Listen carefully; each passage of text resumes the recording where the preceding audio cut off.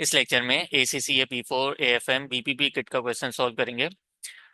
जो कि SFM की जो एक्सेल फाइल है उसमें क्वेश्चन नंबर 50 है। फाइनेंसिंग पॉलिसी से रिलेटेड है और इसमें जो मेजर टेस्टिंग हो रही है वो थ्योरी विद टैक्स की है। रीड करते हैं क्वेश्चन को। A firm currently has a debt to equity ratio of 0.12 and a return on equity equals to 16.2%. However, the optimum debt ratio is much lower than the optimum level. Since it can raise further, ये जो है date raise कर सकते हैं कहाँ तक 0.30 तक without increasing the risk of bankruptcy. The firm plans to borrow and repurchase stock to get to this optimum ratio. The interest rate is expected to increase from 7% to 8%. जो KD है वो 7% है. देन उसके बाद increase होके जब हम date ले रहे हैं तो वो 8% पे जा रहा है. टैक्स रेट गिवन है 25% का and the retention ratio be given है 50%. ग्रोथ निकालने के लिए जो सस्टेनेबल ग्रोथ रेट वाला हमारा फॉर्मूला था G equals to B into R वाला, उसमें बी हमारे पास गिवन है retention ratio. Find the impact of increase in debt on the growth rate. तो हम यहाँ क्या कर सकते हैं कि एक बिफोर ग्रोथ रेट फाइंड कर सकते हैं. बी भी गिवन है, आर भी गिवन है. देन उसको कंपेयर करा लेंगे आफ्टर इंक्रीज इन डेट के बाद ग्रोथ रेट हमारे पास क्या आ रहा है. अगर यहाँ पे कैलकुलेशन स्टार्ट करें G equals to B into R. ठीक है, ये हमारे पास ग्रोथ रेट का फॉर्मूला. इसमें हमें G फाइंड करना है, B चाहिए होगा और R चाहिए होगा. ठीक है,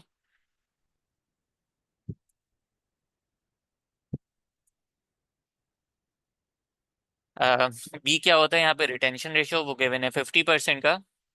सिमिलरली हमारे पास are return on equity given है, ROE गिवन है 16.2%. 16.2%, तो यहाँ से हम G फाइंड कर सकते हैं इजिली. B into are. 8.1% जो है एग्जिस्टिंग हमारे पास ग्रोथ आ रही है. अब चेक करते हैं, इसको कंपेयर करते हैं कि जब हम डेट इंक्रीज हो जाएगा 0.30 पे चले जाएगा तो हमारे पास ग्रोथ रेट क्या आ रही है. तो उसके लिए हम थ्योरी विद टेक्स वाला फॉर्मूला यहाँ पे अप्लाई कर सकते हैं. KE ऑफ अ गेट कंपनी इक्वल होती है KE of ungeared company plus D into 1 - T upon equity into KU minus KD. ठीक है, KU क्या है, अनगेट KE है. ठीक है, इसके लिए हमें क्या फाइंड करना पड़ेगा.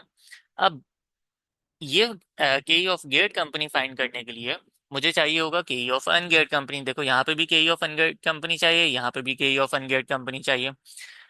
अब इस KE ऑफ अनगेट कंपनी को सिमिलरली यही फॉर्मूला यूज करते हुए फाइंड कर सकते हैं. कैसे, देखो एग्जिस्टिंग कैपिटल स्ट्रक्चर क्या है. यहाँ पे अगर मैं लिखूँ एग्जिस्टिंग कैपिटल स्ट्रक्चर, जो अभी करेंटली कैपिटल स्ट्रक्चर हमारे पास क्या है, डेट और इक्विटी. तो डेट है हमारे पास 0.12 का, इक्विटी हमारे पास 1 की. ठीक है, डेट अगर 0.12 का है तो इक्विटी कितनी हो जाएगी, 1 की हो जाएगी. या इसको 100 अगर परसेंटेज में लिखना है तो इसको 100 भी कर सकते हैं. ऐसे ही रहने देते हैं अभी. इसको हम लोग यहाँ पे क्या कर सकते हैं, परसेंटेज भी फाइंड कर सकते हैं ऐसे. ठीक है, टोटल से डिवाइड करा के परसेंटेज भी फाइंड कर सकते हैं. लेकिन नीड नहीं है, यहाँ पे डायरेक्ट ऐसे वैल्यूज से भी फाइंड हो जाएगा. तो एग्जिस्टिंग कैपिटल स्ट्रक्चर ये था. तो यही फॉर्मूला यूज करते हुए अगर मैं इसको दोबारा कॉपी कर लूँ, यहाँ पे पहले मैं KU फाइंड कर सकता हूँ, अनगियर्ड कंपनी का KE.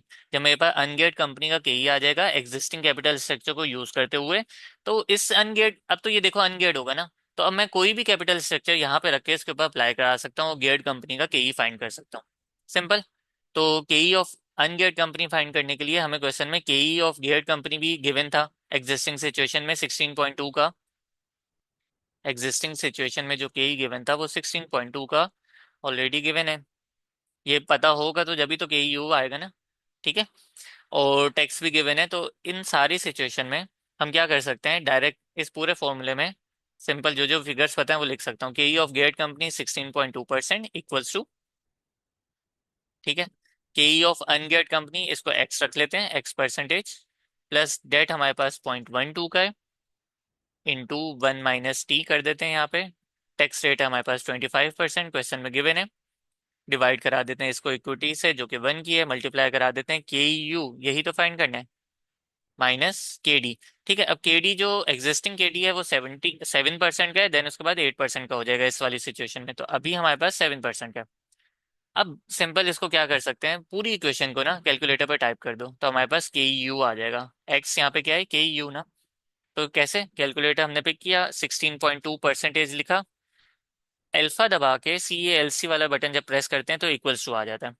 फिर हमने अल्फा दबा के ब्रैकेट क्लोज किया तो एक्स आ गया, +0.12। ये पूरी इक्वेशन कैलकुलेटर पे मैं टाइप कर रहा हूँ, आप लोग भी करो। ठीक है, 0.12 इंटू 1 - 25% डिवाइड में इक्विटी है हमारे पास 1%, इंटू KU, अगेन अल्फा दबा के एक्सप्रेस किया तो KU आ गया, -KD है 7% का। शिफ्ट दबा के CALC प्रेस किया तो हमारे पास 15.44 जो है KE ऑफ अनगियर्ड कंपनी आ गया, 15.44। ठीक है, ये हमने कैलकुलेटर से पूरी इक्वेशन कैलकुलेटर में टाइप करी, हमारे पास अनगियर्ड कंपनी का KE आ गया यहाँ पे।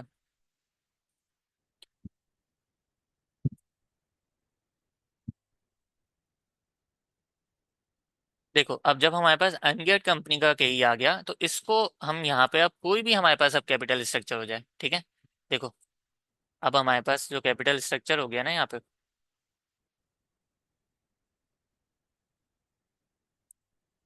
वो कितना हो गया, हमारे पास अब हो गया कैपिटल स्ट्रक्चर 0.30 का, 0.30 का ये हो गया। इक्विटी अगेन 1 किया, अब टोटल 1.30 हो गया। तो सिंपल यहाँ पे अब हम KE of geared company find कर सकते हैं। कैसे, KE ऑफ अनगियर्ड कंपनी कितना है, 15.44, ये रहा। ठीक है, अभी हमने फाइंड किया 15.44 प्लस, अब जो डेट हो गया वो 0.30 का हो गया, इंटू 1 - T जो है यहाँ पे 25% है टैक्स रेट, डिवाइड में इक्विटी आ जाएगा, अगेन 1 है, मल्टीप्लाई बाय KU 15.44, और माइनस, अब जो KD हो जाएगा ना यहाँ पे 8% का हो गया है, तो KD यहाँ पे 8% का हमने रखेंगे। तो इस पूरी इक्वेशन को अब हम सॉल्व कर सकते हैं।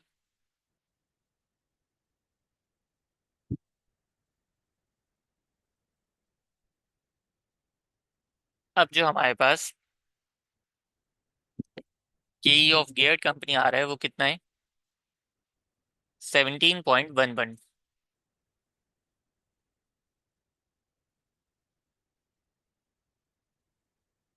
ठीक है, 17.11 का 11 का आ गया। तो ये ए सिचुएशन, मतलब बिफोर हमारे पास जो सिचुएशन थी उसमें क्या था, ग्रोथ रेट। अब इसको कंपेयर करा लेते हैं बी सिचुएशन से, जिसमें हमारे पास रिटेंशन रेशियो अगेन 50% ही है, इसमें कोई चेंज नहीं आ रहा, अगर आ रहा होता तो क्वेश्चन में बता देते। यहाँ पे आर हमें चाहिए था जो कि हम निकाल के ले आए हैं 17.11% का। अब जो हमारे पास ग्रोथ रेट हो गया है वो 8.56% का हो गया है। इसका मतलब है ग्रोथ रेट इंक्रीज हो गई है 8.1% से टू 8.56% पे।